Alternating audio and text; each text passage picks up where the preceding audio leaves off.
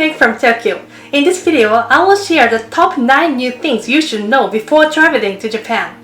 Japan travel in 2026 is very different, from tax-free changes and Suica updates to new entry rules and higher costs. So here's what actually matters before your trip. We also offer private tours in Tokyo, Osaka, and Kyoto, so feel free to contact us through the link below. Alright, then let's go. Number 1. New tax-free system. In Japan, a 10% consumption tax is applied to almost all products except food items. However, foreign tourists can shop tax-free by using the tax-free shopping system. Right now, this system is at a major turning point and new rules will be introduced starting in November 2026. Here are the main changes. 1. Introduction of the refund system. The current method of buying items at a tax-free price in stores will be abolished. From now on, you'll first pay the tax-included price and then get a refund at customs when you leave Japan. To receive the refund, you'll need to prove that you're actually taking the goods out of the country. 2. Removal of purchase limits for consumables. The previous daily limit of 500,000 yen for consumables has been eliminated. There is no longer an upper spending limit. 3. Abolition of special packaging. Previously, duty-free items had to be sealed in a transparent bag so they couldn't be opened in Japan. This rule has been removed, so items will now be given to you in regular shopping bags. Be careful not to open them before leaving Japan. 4. Shortened deadline for taking items out of Japan. Until now, items had to be taken abroad within 6 months of purchase. This period has been shortened to 90 days. If you don't take them out within 3 months, the tax exemption becomes invalid. These reforms are aimed at preventing abuse of the system and ensuring stable tax revenue. I will keep you updated as soon as new information becomes available. Number 2. New Game-Changing Suica. JR East Japan has announced that it will update mobile Suica and launch a new code payment service called TapPay starting in fall 2026. This is an important update for anyone planning to visit Japan multiple times or live here long-term. If you're unfamiliar with mobile Suica, please check out this previous video first. There are 4 main points you should know. First, TapPay will be integrated directly into the existing mobile Suica and mobile Pasmo apps. There's no need to install a new app or create a separate ID. You'll be able to use code payments right from the home screen of the app you already use. The fact that Suica and Pasmo will now be connected through the same code payment system is also a significant change. Second, it will support higher payment amounts. Previously, transportation IC cards had a charge limit of 20,000 yen, but with TapPay you can charge up to 300,000 yen, which means you can use it for purchases that exceed 20,000 yen. Third, money transfer and charging functions will be enhanced. You'll be able to send your TapPay balance to family and friends and transfer balances between mobile Suica and mobile Pasmo. Fourth, it will integrate with online payments and local campaigns. This is a campaign-style service aimed at people living in Japan, so it's not really relevant for travelers. As I mentioned in a previous video, the Suica Penguin is graduating, and now mobile Suica itself is evolving. It will be interesting to see just how convenient life becomes with TapPay once it launches. Number 3. New Shinkansen Rule. There are 2 main rules you should know about the Shinkansen. Reservations become mandatory during peak travel periods. This applies to the fastest trains, the Nozomi, which are commonly used for travel between Tokyo and Osaka or Kyoto. The applicable period is from April 24th to May 6th, 2026. During this time, all Nozomi trains running between Tokyo and Hakata will operate with reserved seating only. This means you cannot board without a pre-booked seat. On the other hand, Hikari and Kodama trains will continue to offer non-reserved seating. While I honestly don't recommend this option if you're not too worried about your travel time and want to enjoy a more relaxed journey, you could choose to use these trains without making a reservation in advance. On trains like the Nozomi and the Hikari, if your luggage is larger than 160 cm in total when you add up the length, wind, and height, it's best to book a seat called seats with an oversized baggage area in advance. The luggage space is right behind the last row of seats and only people with a reservation can use it. If you bring a big suitcase without booking, you will have to pay an extra 1,000 yen on the spot. Up until now, some people without reservations use this space without permission, which caused problems. Since July 2025, a new oversized baggage compartment has been introduced on a trial basis. It's free to use and works on a first-come, first-served basis, so there's no guarantee you will get the spot. That's why making a reservation online ahead of time is still the safest option. For more details, watch my Shinkansen travel guide video. I explain everything step by step. Number 4. New entry rule. Visist Japan Web. There is one Japan entry rule you should definitely know before your trip. Visit Japan Web. Visit Japan Web is an official service from the Japanese government that lets you pre-register before entering Japan to make immigration procedures faster and easier. The government also recommends using this service.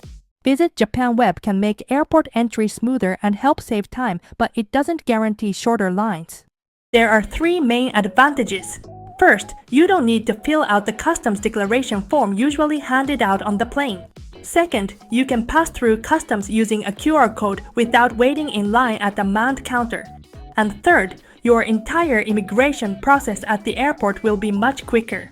While Visit Japan Web isn't mandatory, pre-registration is strongly recommended, especially if you want to enter the country smoothly and avoid long lines.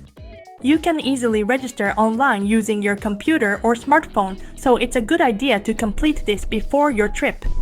One more thing to watch out for. In June 2025, the Japanese government warned about fake websites pretending to be the official Visit Japan Web, charging unnecessary application or handling fees. The official website, managed by Japan's digital agency, is completely free.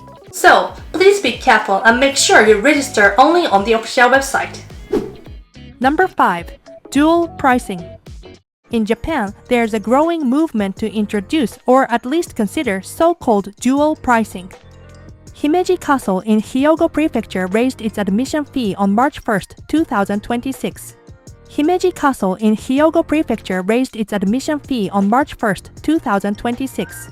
Visitors aged 18 and over who are not Himeji City residents now pay 2,500 yen, while Himeji City residents continue to pay 1,000 yen. Separately from Himeji Castle, Japan's famous museums and art galleries are also becoming part of the dual pricing debate. Reports say there is a push for them to consider a system that would raise prices for foreign visitors, with examples including the Tokyo National Museum in Ueno and the Kyoto National Museum. The idea is that museums and art galleries spend money on multilingual services, such as information panels and audio guides for foreign visitors, and they want to reflect those costs in their fees. Government estimates suggest that if such a system is introduced, fees for foreign visitors could be around 2 to 3 times the standard price. Number 6. New SIM card. This video is sponsored by Saily. This time, I partnered with Saily to offer a special plan for my viewers traveling to Japan.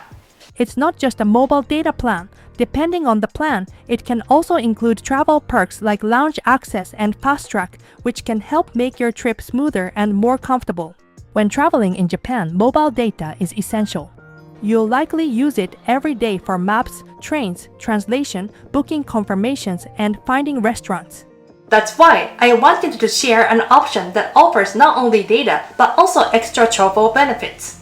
There are plans like 20 gigabytes for 30 days or unlimited data for 15 days, so you can choose the one that best fits your trip. And because it's an eSIM, you can install it before your trip and connect as soon as you arrive in Japan.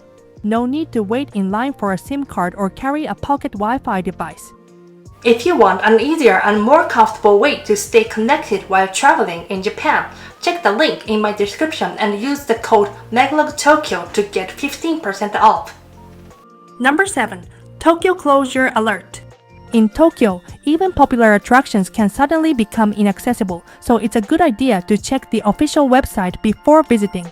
For example, the Pokemon Center Mega Tokyo and Pikachu Suites in Ikebukuro are temporarily closed until further notice. Shibuya Sky was temporarily closed on April 28, 2026, and Immersive Fort Tokyo closed on February 28, 2026.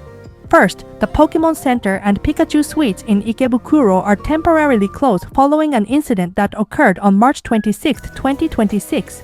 This is to prioritize cooperation with the police and the well-being of staff. Information about the reopening date will be announced at a later time.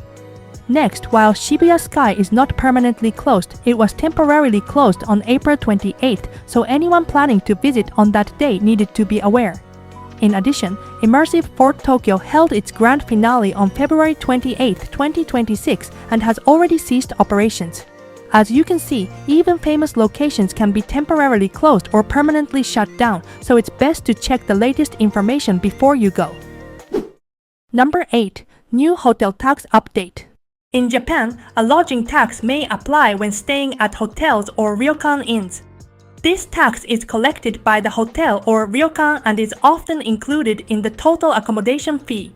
The accommodation tax rules are changing significantly in Kyoto and Tokyo. In Kyoto, starting from March 2026, the accommodation tax has already been increased to a maximum of 10,000 yen, approximately $64 per person per night. Meanwhile, in Tokyo, the tax is currently not applied for stays under 10,000 yen, and a flat 200 yen is charged for stays of 15,000 yen or more, regardless of the actual room rate. However, going forward, the tax-free threshold will be raised from 10,000 yen to 13,000 yen, and for stays above that amount, a flat 3% lodging tax will be applied to the room rate. For example, a 15,000 yen room would incur 450 yen in tax, while a 100,000 yen luxury hotel room would see 3,000 yen added as tax. In other words, it's easier to think of it this way. The more expensive the hotel, the higher the lodging tax you pay. Implementation is scheduled for fiscal year 2027, so it's still a little way off. However, if you have a luxury hotel you've always wanted to stay at, going before the new system starts might be a bit more economical than in the future. Number 9. Departure Tax Increase. Japan has a departure tax. It's a tax you pay when you leave Japan, but you don't pay it separately at the airport. It's already included in your airline ticket or ferry ticket, so a lot of people don't even notice it. Right now, it's 1,000 yen per person each time you depart Japan. But for departures on or after July 1st, 2026, it's scheduled to increase to 3,000 yen. And this is important, it's not just for foreign tourists. It applies to everyone leaving Japan, including Japanese citizens. By the way, in a previous video I mentioned a proposal to charge 5,000 yen only for first class and business class passengers. But that idea is now being shelved, mainly because it would make airline procedures more complicated. The good news is, you won't need to do anything special at the airport or pay separately. But once the increase starts, your ticket will effectively cost more because the tax is included in the fare. So, the key point is Japan has a departure tax and it will increase for departures from July 1st, 2026. That's all for today. Don't forget to subscribe and hit the like button. See you at the next video.